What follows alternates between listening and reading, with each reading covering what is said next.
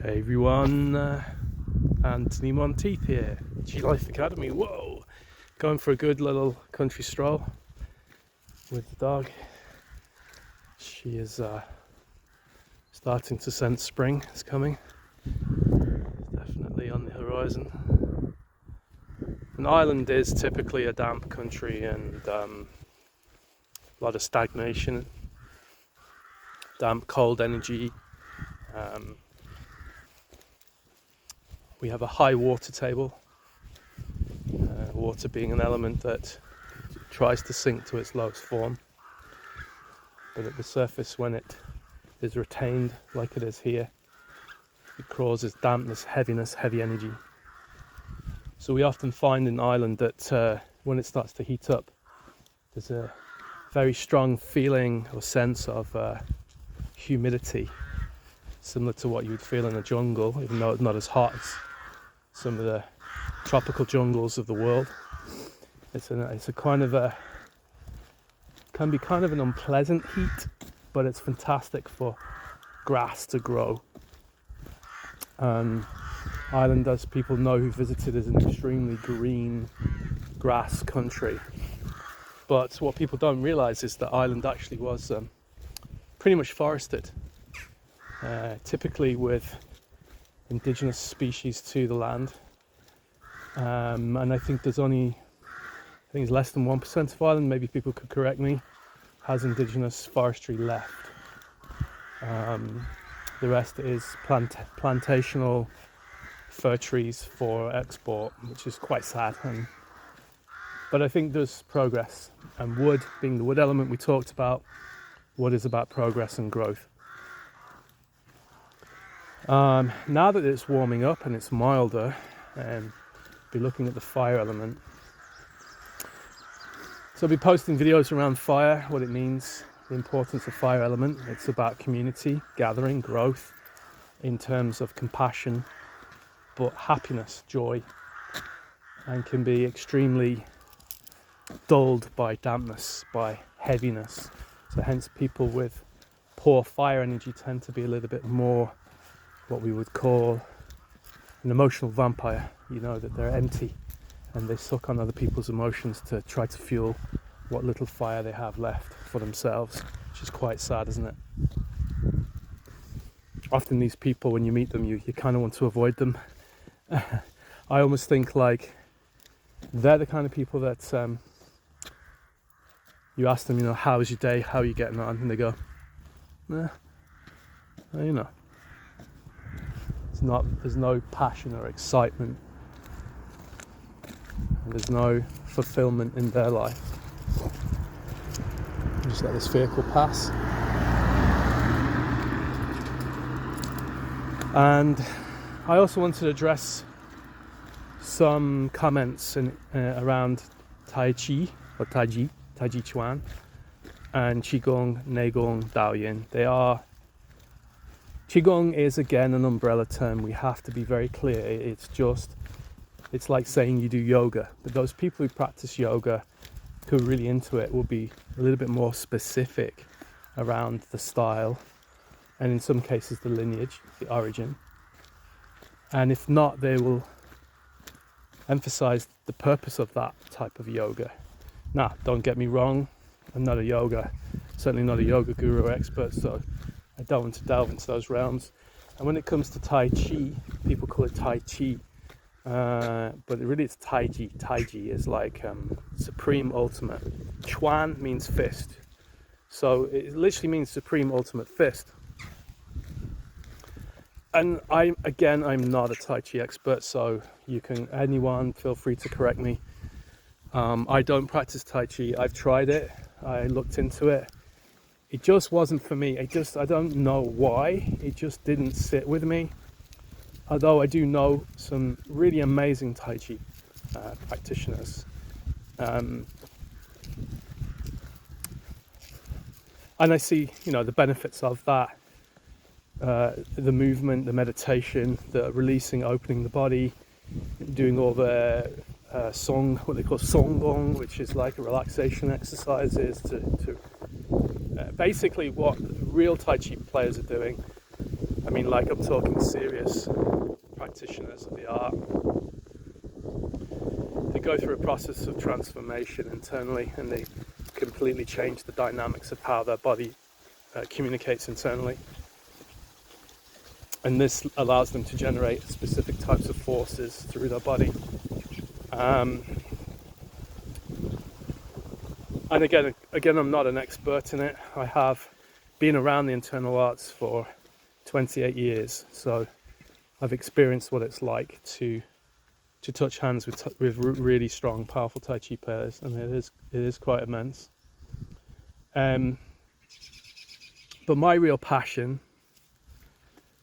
So before I go into that, there was this kind of cultural shift in China, sort of later on into the 50s, when Chinese medicine started to really come back, albeit being adulterated and changed and basically abbreviated to suit the narrative of what was needed at that point in time for healthcare.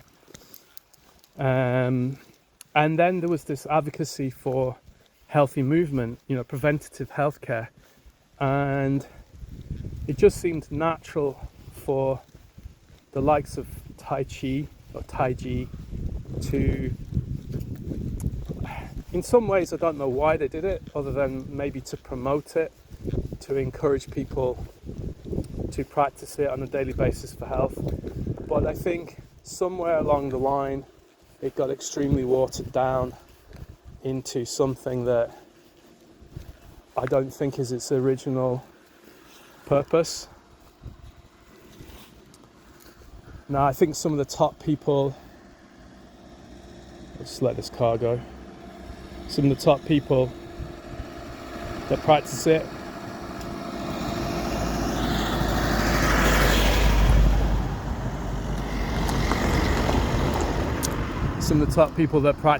they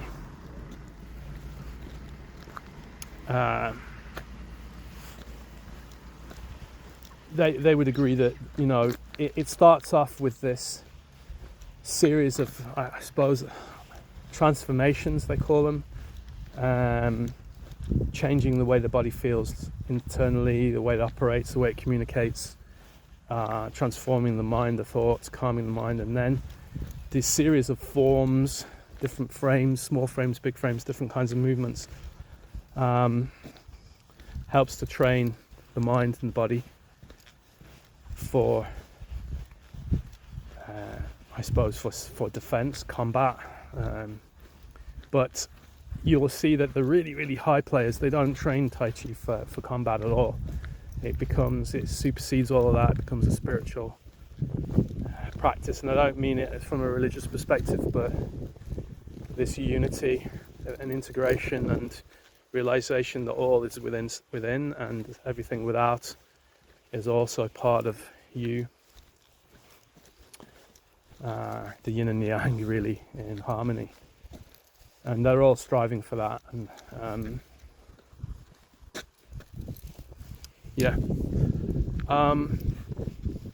for me then, so the interest for me was always Gong and Qigong being the umbrella term for exercises that mobilize energy through breath, movement, mindfulness, meditation, blah blah blah blah blah. As I've got older, I really enjoying the Neigong, is because the Neigong allows me to tap into the internal structure of the body and move chi from the inside to the outside of the body, which is a completely different feeling to gathering energy from outside and bringing it in, or feeling energy externally to identify the energy internally. I think what differentiates, and again, I'm not an expert in Tai Chi, so please correct me, is that Tai Chi can often have a very distinct pathway, and with this kind of adulteration of Tai Chi in the 50s, they created these series of slow and graceful movements. And you see a lot of people in China, Orient, doing it in the park. Some are highly adept practitioners and can mobilize chi, and others are doing it purely for health, so in wellness and movement, and perhaps they never really want to get to that depth. They don't care really, maybe, or it's just they enjoy it. it's relaxing, and so the beauty of Tai Chi, internal arts, Qigong, Neigong, all those things is there's a benefit to the health at any level. It's just down to where you want to take it, as a person. For me, it's about harmony, and when I train, I notice how much more I am tuned in to nature, and I can sense, because we're working with the fire element, that fire wants to come through and warm us and bring life, growth, abundance, warmth and compassion on us. So I like that. More recently, what seems to be very exciting is there's an emergence of senior instructors, teachers, masters, whatever you want to call them, are realizing the importance now of sharing this information before time runs out. And for me, I do think that's part of this great awakening phase within our lives. And it's amazing to see these people saying, right, no, this is the time now, I need to film it, put it up on a platform, get the information down. So,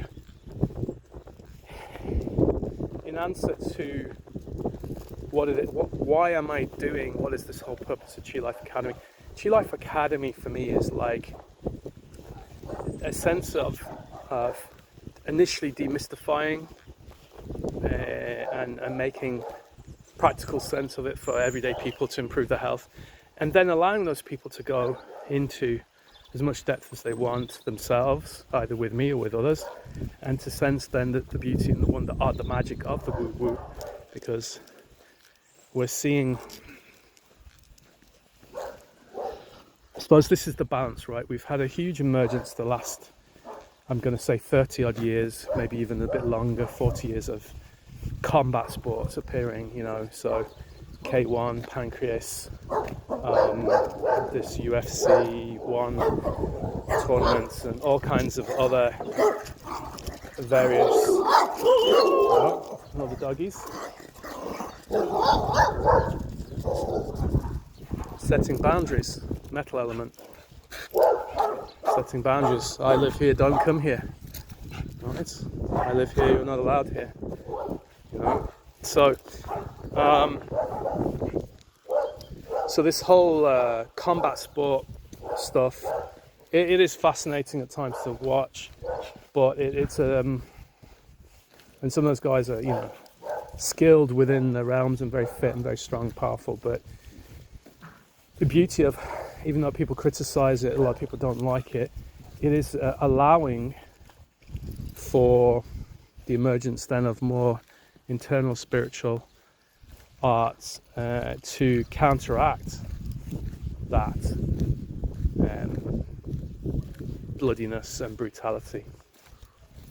But that's the balance. So the more these combat sports grow, the more internal arts will grow in response, just naturally, organically. Kind of interesting.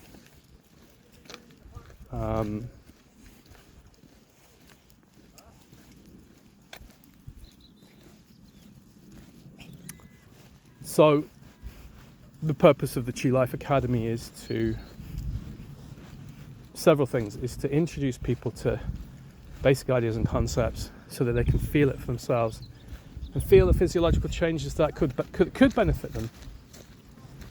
The difficulty lies with people is like how much commitment they have to it, and like I'm prepared to meet people where they want to go. So if they want to really commit, jump in and become a student of what my approach, then that's great. And often students will struggle with the training. They'll find that the training goes on, goes off, and there's no judgment. I've been there too. It's just the benefits arise so much quicker when there's consistency at whatever level with the training.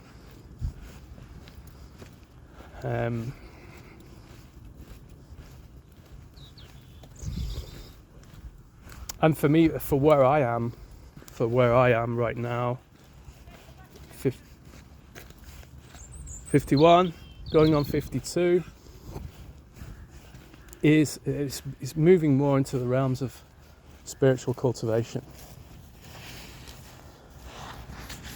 It's a lot. Nah, it's funny, when the sun comes out, a lot more movement of people, and that's a natural response. That's a natural response to the sun. It creates movement. It forces people to go out and get the sunlight and get out and drive and go and visit people and do things, walk the dog. It's an energy-giving, life-giving force. So I don't think I have much more to add other than thanks for listening to this extremely long ramble. I hope there's some benefits to be gained from this video. Keep tuning in. With some news coming up, myself and my colleague have been working on the website, and the idea is to she's going to create a simpler, easier to follow website with structured course and structured content delivery. So that's going to be new, fresh and exciting for the members. So looking forward to seeing how that goes in the next couple of weeks. And then I'm looking to do at least one retreat this year with friends, colleagues and students. And it's, to be honest with you, I think it's needed. It's going to be quite a deep dive. And it's only going to be over 2 or 2.5, maybe 3 days, depending on people's schedule. But I would like to push people on a bit and see, can I help them activate internal energy structures within themselves and see if can they do it themselves just through guidance and help. And that will require a venue that's quite discreet. And so if you know anyone who has a good venue that we could use, that's preferably in the countryside and away from too much noise, we can facilitate it. Still working on buying a yurt. But anyway, look, we'll make it happen. Look at that beautiful bird. That's a bird of prey, and they are the epitome of the energy right now. Where is she? Oh, I can't see her. She's gone. Amazing creatures.